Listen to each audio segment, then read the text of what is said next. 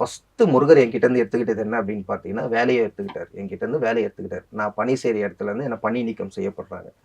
பணி நீக்கம் செய்து, அப்புறம் எனக்கு உடல்நல குறைபாடு ஏற்படுது. இதெல்லாம் வந்து 11 முடியுது. தைப்பூசம் பண்றோம். 12ஆம் தேதி, 13ஆம் தேதி மத்தியானம் பணி நீக்கம் செய்யப்படுறாங்க என்ன. 13ஆம் தேதி நைட்டு வந்து எனக்கு உடல்நிலை சரியில்லாம போகுது. 15ஆம் தேதி வந்து 15ஆம் தேதி காலையில வந்து எனக்கும், என் பசங்களுக்கும் எல்லாருக்குமே உடம்பு சரியில்லாம போகுது. சும்மா இந்த மாரி யோசனை பண்ணிக்கிட்டே இருக்கேன். திடீர்னு வந்து எனக்கு இப்போ ஒரு ஒரு ஒரு ஒரு வா ஒரு ஒரு ஒரு வாரம் முன்னாடி தான் எனக்கு ஒரு ஃபோன் வந்தது. ஒரு ஒரு 2 நாள் முன்னாடி தான் எனக்கு ஃபோன் வந்தது. ஃபோன் வந்துட்டு அவர் யாரோ எங்க இருந்தோ எனக்கு தெரியல.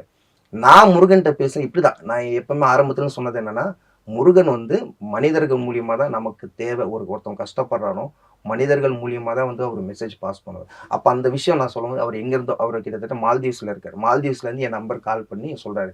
"உடம்பு பரவாயில்லையா? இப்போ உங்க பதிவெல்லாம் பார்த்தேன். வேலை போயிருக்கு" அப்படின்னு சொல்லிட்டு, "பரவாயில்லையா?" அப்படின்னு. எனக்கு ஒரு ஒரு நிமிஷம் நமக்கு ஏங்க யாருமே இல்ல கூட ஒரு ஆறுதலுக்கு ஒரு வார்த்தை, "நல்லா இருக்கியான்னு?" கேட்கறதுக்கு இந்த காலத்துல எத்தன பேருக்கு அந்த நேரம் இருக்கு சொல்லுங்க. உங்க ம். வேலை எல்லாத்தையும் விட்டுட்டு, இந்த காலத்துல ஒருத்தன் நல்லா இருக்கான்னு கேட்கறதே ரொம்ப அதிசயம் தான் இந்த டைம்ல. கண்டிப்பா. அவர் கால் பண்ணி சொல்லி, "வேலை போயிடுச்சா?" அப்படின்னு சொல்லி, "எனக்கு தெரியாதுங்க நீங்க யாரு? நானும் முருக பக்தன் தான்" அப்படின்னு. "இந்தாங்க முருகர் உங்களுக்கு உதவி பண்ண சொன்னாருன்னு" அவரு உதவி பண்ணிட்டு போறாரு. இத நீங்க எப்படி எடுத்துக்கீங்க?